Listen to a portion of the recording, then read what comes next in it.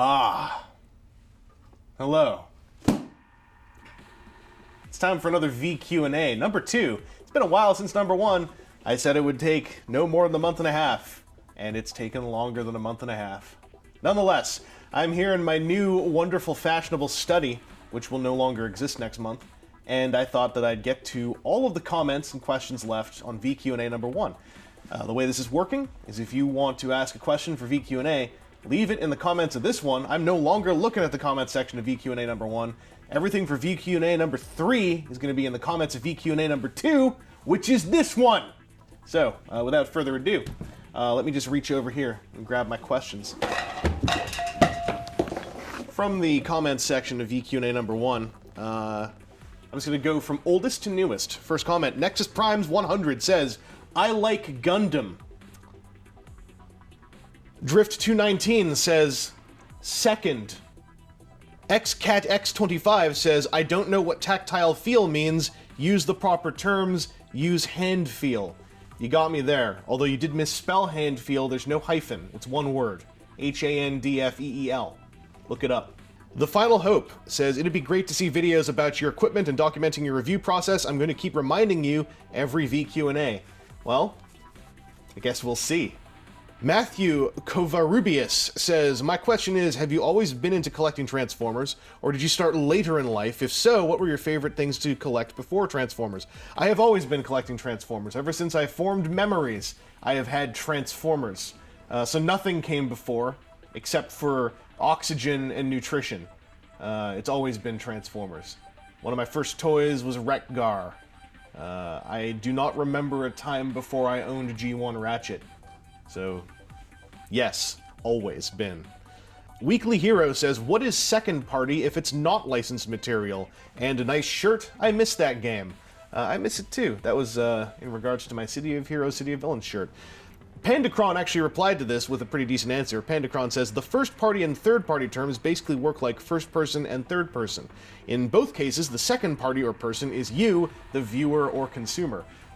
If you Google second party, there is what I have been told to be a false definition, which is what many people assume second party means. It's a very logical conclusion to come to if you've never heard the term second party, but you use first and third party a whole lot. And I immediately thought, well, that seems logical. Second party would be licensed third party. People in relevant industries told me that is wrong, and they are so sick and tired of seeing that being used as right on the internet. So I defer to the people who actually come from the relevant industries. Second party is the customer. Third party can be licensed or unlicensed. Thousand Wolves says, when can we see collection video?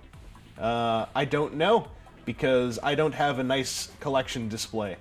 So I don't have a video of it. One day, someday, maybe I will, but it's so low on my priorities, because I just, for whatever reason, don't take a whole lot of pleasure out of the idea of everything being all in this videoable, organized area. Also, like, I have a bunch of stuff in another province, so that gets in the way as well. Thousand Wolves then comments, you look like Megatron with that cannon. I don't know what that means, because I can't remember what I looked like in VQnA number 1, but thank you. XCatX25 says, anyway, I have a terrible question. If you have to create your OTP, which is then defined as one true pairing, between you and one of the other 3 guys from the TFW WTF podcast, which one would you choose? Arin, TJ, or the other guy, which is my favorite, but I never remember his name. That's Seth Buzzard, who I'm sure appreciates that. If I had to choose someone to be in a one true pairing with, it would be Aaron. I could say that quite solidly and soundly. I would take Aaron away from his bride-to-be, and we would live in a Lego house together, where I would refer to them constantly as Legos, until I'm murdered in a case of, I was going to say matricide, but that's probably the wrong word. Let me know in the comments what the right word would have been. Keikoui says, what is the context of the IDO 11 video? He then says, it's wonderful!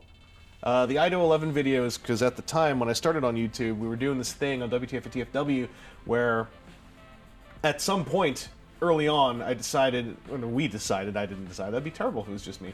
We decided that Drew Iden's screen name, IDO 11, would be great to just use as a curse word, because we thought it would, as a curse word replacement, you know, we thought it would be fuel for our fake YouTube feud that we thought up a long time ago and then forgot about. So that's the context of that video. Is I was on a beach with a cigar, and I thought I'd cut a promo on IDO 11. Richform Q4 says, "Have a question!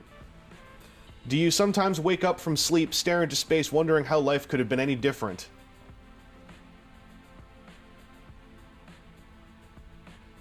No. Tyler Norris says, "If you're doing a walkthrough with your phone, please make sure it isn't in vertical video." I would never do that to you, except that you just suggested the idea, and yeah, that would be pretty funny. Ezim93 says, "Do you think you'll do a line-wide overview for Titan's Return like you did Combiner Wars?" Yes. It's just going to be about the Titan Masters, though, not about the other stuff, like the triple changers or the basement. It's just about how they fit into the neck sockets. He also says, "Also, do you think Titan's Return reviews will have similar storytelling segments to your Combiner Wars reviews?" No. I get inspired by combination, and Titan's Return does not have any of that unless you're going to play a semantic argument about how the Headmaster combined with a body is technically a combination. I just don't feel the same fire to have a gattai as I do with Combiner Wars, and I still have plenty of Combiner Wars to film gattai-ing. So I decided to not do that for Titan's Return, partly also so that I can just get Titan's Return reviews made. As you can see, in October, where I still have none reviewed as of October 19, this is doing a real good job. I have scripts written, so look forward to scripts. Enigma 2K99 says, long time no see, you beautiful bastard you. That's not a question. Del Taro says, "Wait, you're not a god?" The emoticon face with the O and the capital O to look like this. He then says, "Fooled me!" 7TGM23 says, "Vote +1 for a walkthrough or behind-the-scenes thingy." Noted. Lionel Medina says, "Can you do a collection update? I'd love to see how you display your figures." I can't do a collection update because I've never shown one. Although, if I ever did, I probably would just say big collection update number 3. That's what I'd call my first one. And then see if anyone notices. I've noticed there's a thing on YouTube where sometimes people just assume that you're telling the truth when you put a number on something. Jebediah Humperdink Monkey Panth says, "VQnA question, are there any video reviews you've done in the past that you would disagree with upon retrospect? I.e. toys you liked or disliked that then you change your mind about since, or features, play patterns that you trumped up that ended up not actually amounting to much in the end." That's a run-on sentence, if I've ever seen one. Probably.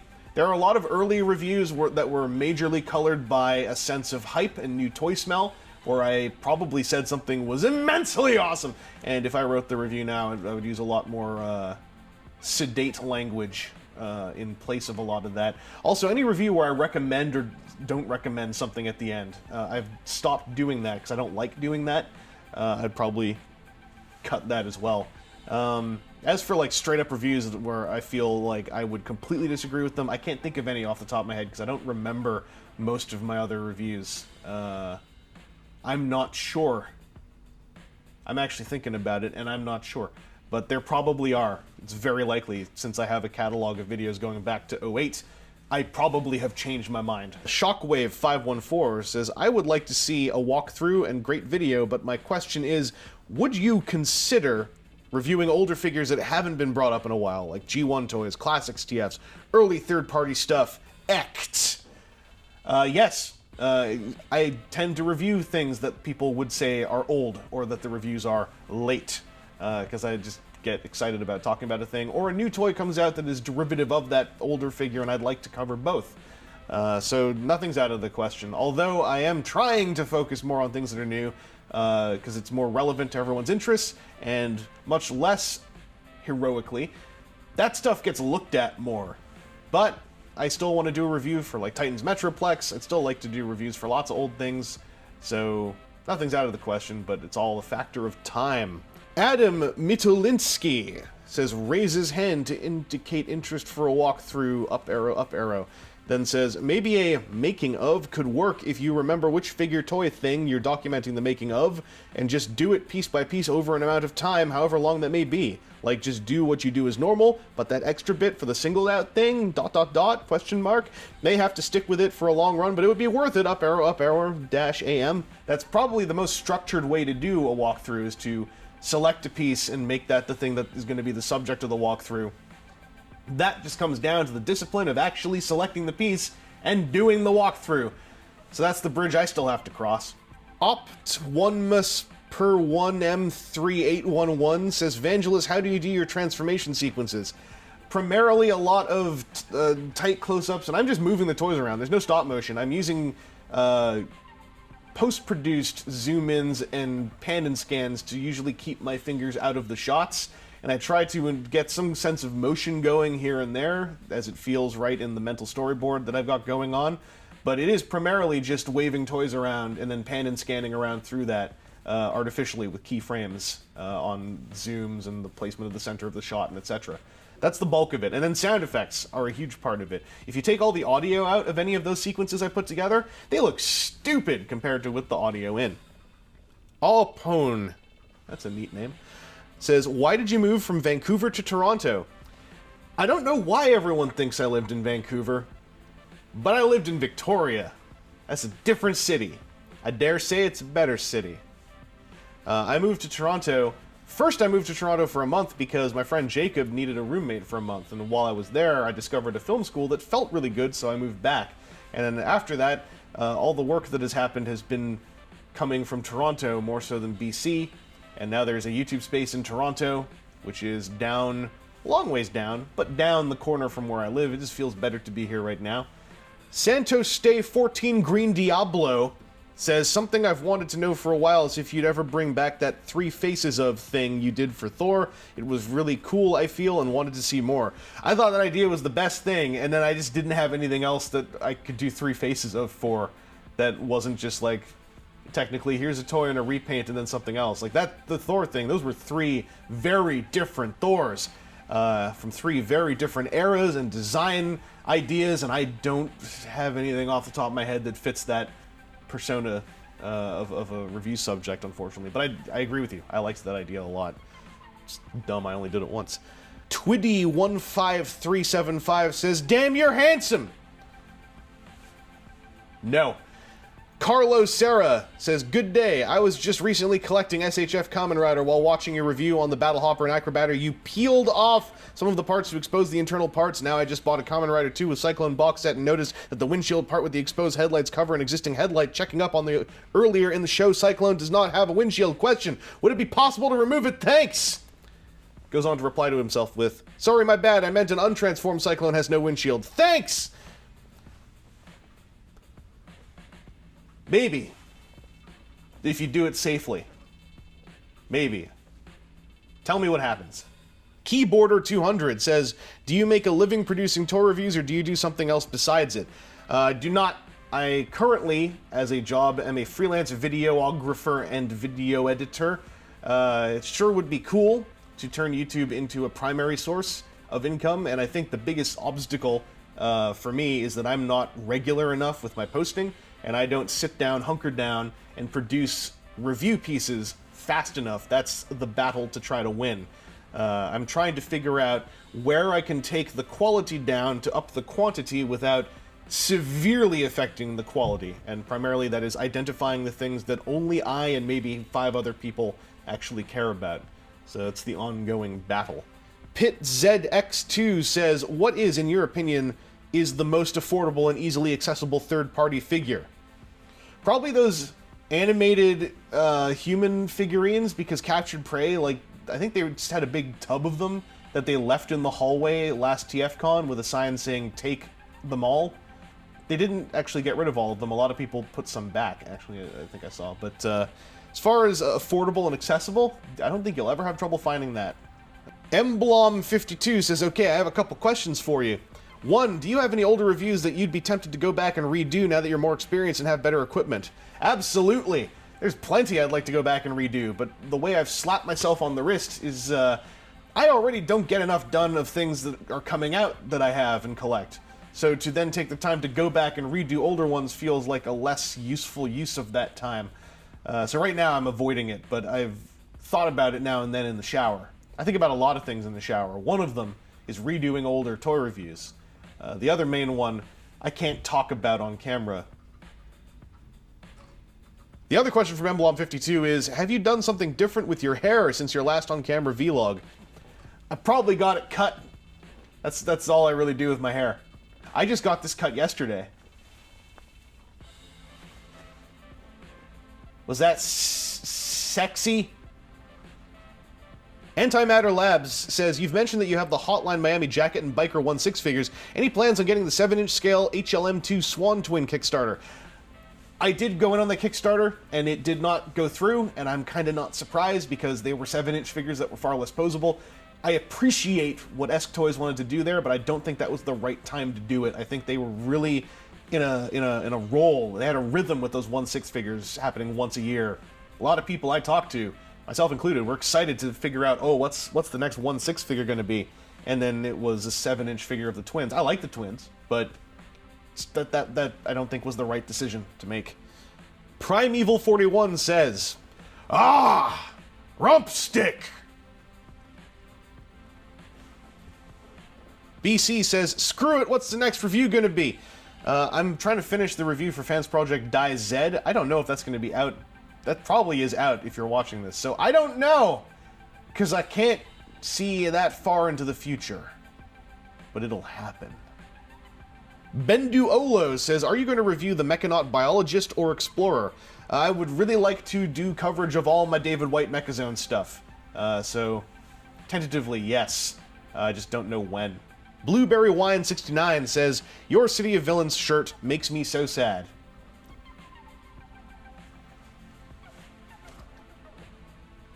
Yep. Cyber Dragon 10K says, use your phone to shoot your camera, then switch to your camera for the rest of the walkthrough. Profit. Q: what advice do you have for any prospective YouTubers wanting to get in on all the toy reviewing action? My advice for someone who wants to start making toy reviews is to start making toy reviews. And don't be attached to the stuff you're making, just make a bunch of it. And after 6 months to a year, see what it looks like. See what it looks like compared to when you started, and figure out where you want to go from there. Don't tell yourself you've got to do things a certain way, just do things the way they come to you naturally. If they end up emulating other people you watch, emulate other people you watch, because eventually it'll become your own twist on it, if not your own thing. The one thing that I'm always tired of hearing, and I don't mean this to be, I'm angry at these people, but people who say, oh, I want to do reviews, but I don't want them to be like yours or like this other guy's. And it's like, no, make them like mine or the other guys. Just do it. Because eventually you're going to want to change the formula. So start off with imitation if that's what feels natural. It'll grow from there. Also, as much as people like me would like to believe we have a certain look and a certain style, end of the day, we're filming toys. And there's only so much of that I feel one can take ownership of. So just film a toy. Do it. Like, I don't know, get a purple background if you want to really put in your own twist. Everyone uses white and gray and black. And all those nerds with their chain bases, I don't know where all that started. They're a bunch of nerds is what they are. But you should do your own thing. Just might not come to you right away. Plasticon Studios says, what is your favorite movie? What inspired you to film? My favorite movie is Survive Style 5+. What inspired me to film was realizing in 2008 that there actually was a camera in my parents' house. And people were taking videos of their toys, and I thought I can do that. And that's kind of where all that... That's how that happened. Victor Jacobson, Ilav Afshampamangi, and then there's a bunch of dots, so maybe it cut off some of your name? I'm not sure. Says, I have a couple questions for you. One, Japanese versus American Transformers cartoons, which do you think is better? I think the American ones have more raw nostalgic heart. I think the Japanese ones become super robot mecha. So it's... What I'm trying to say is it's apples and oranges in just about every way, except for the Headmasters. That is a deranged bridging mutant of a series that doesn't hold up super well. But otherwise, it really is like two extremes. Question number 2, if there were no unofficial third-party Transformers, would the Transformers toys be better or worse? There's a big nebulous question that I do not believe will be answered anytime soon about whether or not the unofficial Transforming Robot product has informed official Transforming Robot product. I believe there's a decent chance it has simply by existing in the same space, but I don't believe official Transformers would be markedly better or worse without that stuff existing. I think they'd just be different. I can't see anything that would be an absolute. If it weren't for the 3P, we wouldn't have this ankle tilt kind of thing. Like, I don't see an equation in there myself. Question number 3. I think that the American G1 cartoon gets too much attention and that the fans are forgetting much about the G1 comics and the Japanese cartoons. What are your thoughts? I think in the fandom, that's not really the case. In the greater Joe Public, I remember sound tape kind of audience, then yes, because that's all that some folks will remember is the cartoon they saw when they were a kid. It's not necessarily their responsibility to know about that other stuff. It's our responsibility as diehards to, in a positive way, inform that there are other cool niches and nuances of a Transformers fiction that exist in parallel to those old cartoons. I think the Japanese cartoons in general didn't have short shrift back in the 90s when they were mysterious. Now that everyone has access to them, I think they do get a bit of short shrift. Not tons, but I would not disagree that they get overlooked to some degree. And the Marvel G1 comics, I would agree, have gotten more overlooked as IDW's comics have become better. I think it's because, as a fandom, we might just not be super used to having such strong Transformers books coming out while we're interested in them, rather than going back to, like, the Simon Furman stuff. So, I guess I agree. I don't know. I don't think it's a bad thing, but I don't think you're off base. Jonathan Wilson says, a quick tour of your setup would be cool. I enjoyed the video of your TFCon crowd collaboration video, especially watching how you script your videos and the various shots you employ in the making of them. The zooms are a pretty good piece of kit too, so as long as you remember to ensure that you're actually recording your audio. That was an unfortunate day that I couldn't recreate. No, I've been there. I know what you're talking about. I feel your pain being your own boss. You'd think being the boss of other people would make you a better boss to yourself, but sadly it just makes you realize how much more you suck self-managing.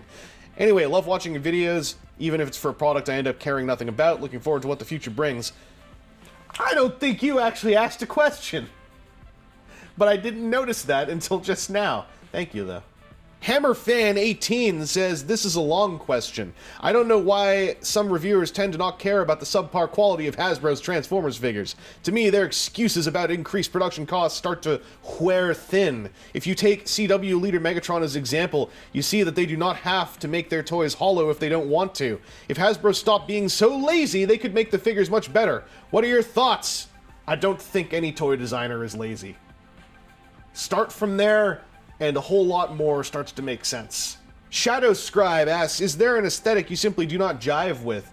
Yes, the aesthetic of those wacky IDW Transformers vs. G.I. Joe comics. I tried real hard. I got the Humble Bundle, so I'm going to read them properly. A lot of people like that in a way that I understand, because there's weird things I like, but I'm, I guess, one of the minority where it just did not click, did not feel it. I don't think there's anything wrong with those comics. Obviously, the number of people who adore the ludicrosity and the fact that they're getting an 86 movie-style special, there's something in there. I would like to try to find it, but that aesthetic just really didn't click with me. Also, Funko Pops. I don't click with them. Ever! I don't click with them at all. No. I was just thinking about it. Maybe the Pac-Man ghost? Team Trainwreck says industrial FTW. Team Trainwreck... Trainwreck?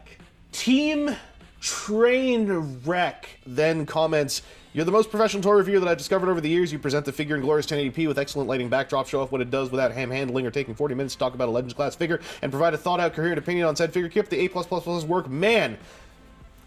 Thank you. That's not a question. Thank you. Type V3 says, can I film you filming a review XD? My name is not XD, but I can understand the confusion. If you do want to film me filming, that's okay. I don't think it's weird. It's 2016, and whatever you need to do, I need to do. Big Rye Ox 500 says, do you like the Unicron trilogy? Armada, Energon, Cybertron. Yes. The Big DB1 typed a whole lot of stuff with ellipses. Actually, showing how you do your reviews would be pretty interesting, I think. I came down and almost died 6 years ago from a chemo overdose. Sorry about that.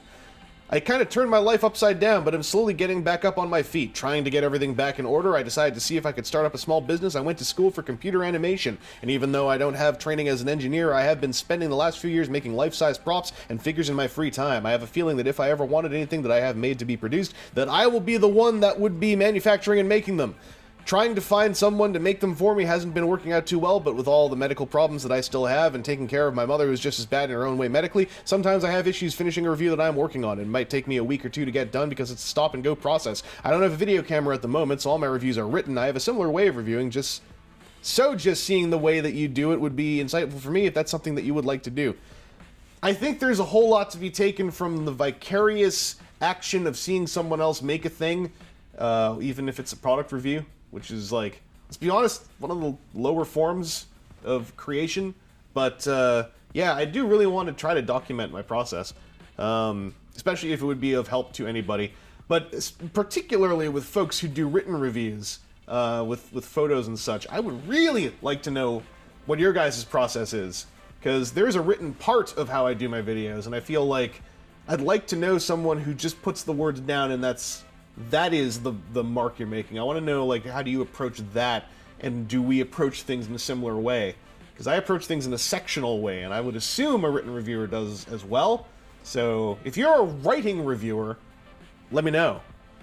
I just got a text message. It's all right though. We're almost done. We're on the last one. This comes from Robert S., closing out the comments on VQnA number 1.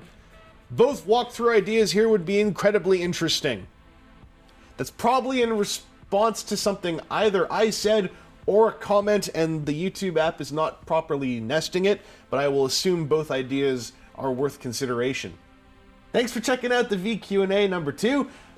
Leave a comment here with a question for VQnA number 3, and I will definitely get to that before 2017. I'm going to put a more generous window on that one. And I'm going to probably try to stop making VQnA's things that I only film when I'm at the YouTube space. Although these sets, oh, they're tempting. Anyway, I hope that was fun. Or at least informative, or at least bearable. And, you know, read a book. Might learn something.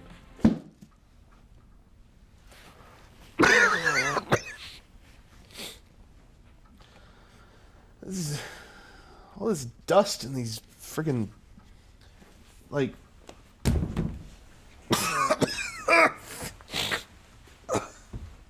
the candles are fake too. The sound is speeding. VQnA number 2. VQnA number 2. That should be good enough for the editor, shouldn't it? Scum.